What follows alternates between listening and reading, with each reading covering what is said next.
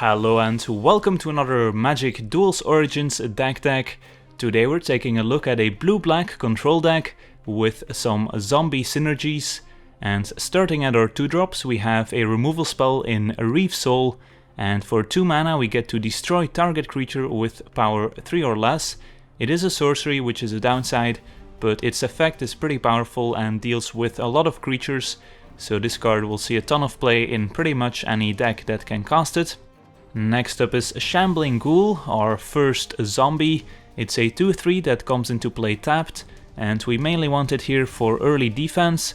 So the downside of course is that we don't get to block the opponent's 2/2 renowned creatures if we're on the draw, but if we're on the play this gets to block those 2/2 creatures all day long, so it's a pretty good blocker. And if the opponent doesn't have any blockers out, it's also a decent attacker for just 2 mana. Our next card is Perilous Mere. It's a 1/1 artifact creature, but when it dies, it gets to deal 2 damage to target creature or player. So we mainly want this card as another early blocker that can take down even 3/3 creatures after blocking them and then dealing 2 damage to them. And it also has some cute synergies with some other cards we'll see, so I'll explain those when we get to them. Next up is our first Planeswalker in the deck, and that's Jace Vryn's Prodigy. So this is a pretty complicated card, like all the flip Planeswalkers are, but on the creature side it's just a 2 mana 0/2 that's a looter, so we get to tap it and then draw and discard. So the creature side is pretty good at giving us some card selection, getting rid of the cards we don't need, perhaps finding some more land if we need that. But the looter mode doesn't last very long, because once we have a few cards in the graveyard he will transform, and once he transforms he will transform into Jace Telepath Unbound, which is a 5 loyalty planeswalker, which is a lot. So with the +1 ability, up to 1 creature gets -2/-0 until end of turn, so this is a defensive ability. Then the -3 ability basically gives a spell in your graveyard flashback, so you get to cast it once again, but when you do cast it, it gets exiled. So this is a pretty nice way to gain some card advantage, reuse one of your removal spells or card draw spells.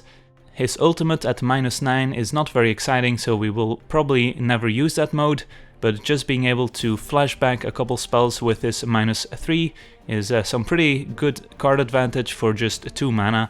So Jace is a pretty cool card, and I'm excited to be able to play with him. Our first 3-drop is Read the Bones, which gives us some card selection and card advantage at the cost of 2 life. So we get to scry 2 and then draw 2 cards, which gives us a pretty high chance of drawing the card we need. Next up is Jorubai Murklurker. This is a 1/3 creature, which is not very exciting, but if we control a swamp he gets +1/+1, so he becomes a 2/4 for 3 mana, so a pretty good blocker, but that's not it. For 1 and a black we get to give target creature lifelink until end of turn, so we can do this at instant speed even on the opponent's turn. So this can give us back some life that we've lost with cards like Read the Bones, which does cost 2 life to use. Next up is Flashback Marauder, another zombie, but this one acts as a removal spell, because when he enters the battlefield each player has to sacrifice a creature. So you can just sacrifice the flashback itself, or you can sacrifice one of your other creatures. So this synergizes a bit with the Perilous Mere, since we get to sacrifice it and deal 2 damage to something. Unfortunately the opponent gets to sacrifice something first before we get to deal 2 damage, so he gets to sacrifice his smaller creature instead of us being able to kill the smaller creature with the Perilous Mere and then the opponent having to sacrifice the larger creature. But this format looks to have a lot of small to medium-sized creatures.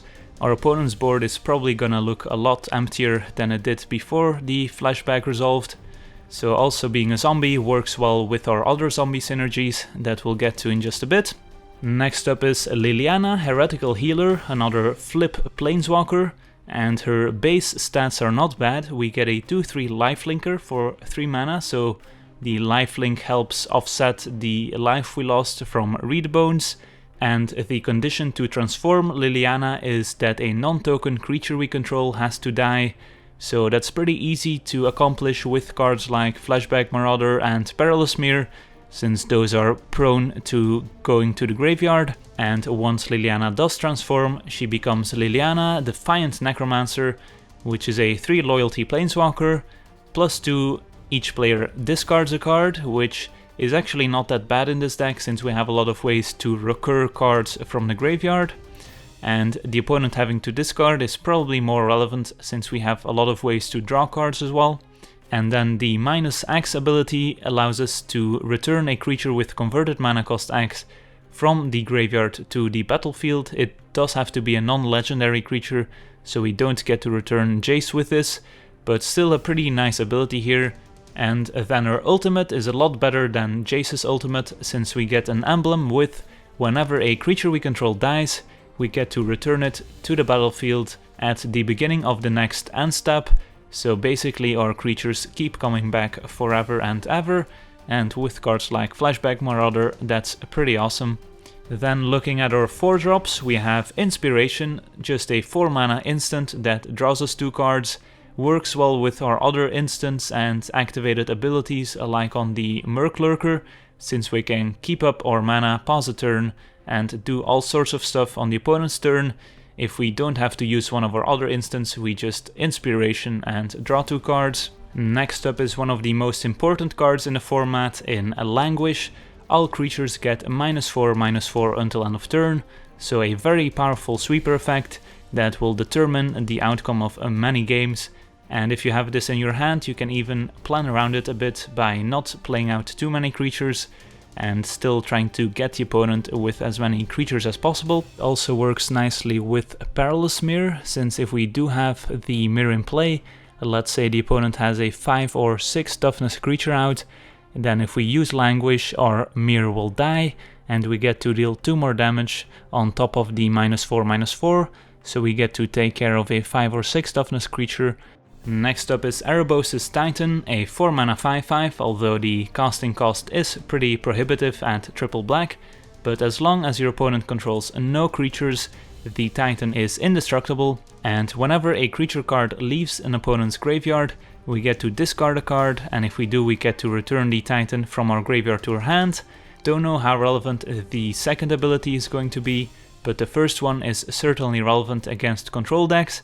But just being a 5/5 that survives our Languish and the opponent's Languish is going to be very relevant.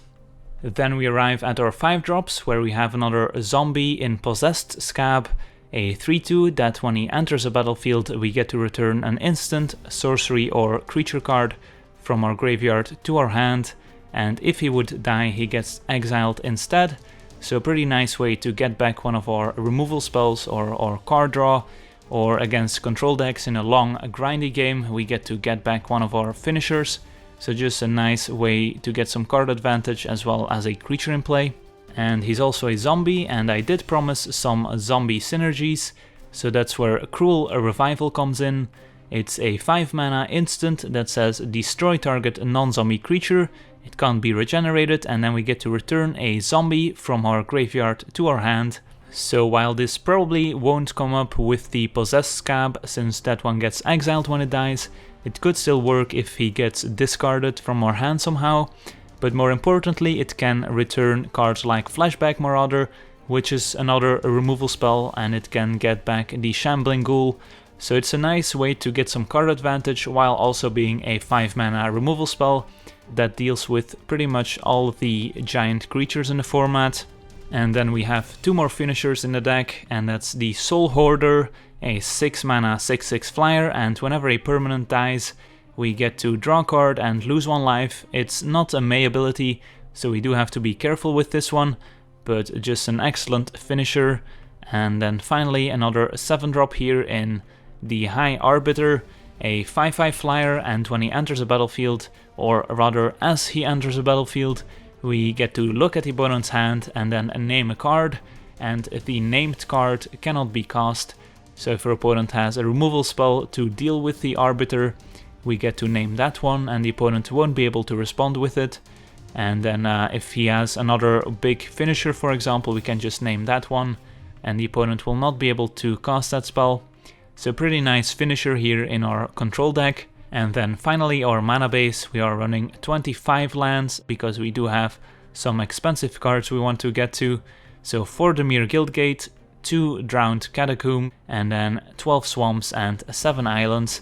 A bit more swamps here because we do want to cast the Titan at triple black and Languish at double black, and also works with the Murklurker, which requires a swamp to become a 2/4. So that'll do it for this deck tag. I want to thank you for watching, I hope you enjoyed, and as always, have a nice day.